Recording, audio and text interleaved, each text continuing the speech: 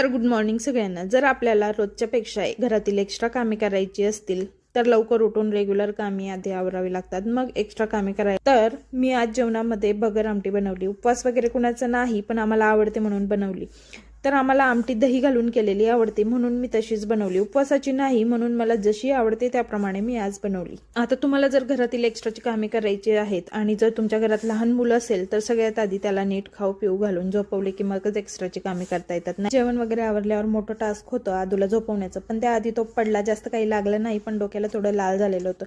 मग नंतर मी त्याला झोपवलं। तो झोपल्यावर मला बाजरी गाळून घ्यायची होती, थोडा तांदूळ पण होता तोही गाळायचा होता।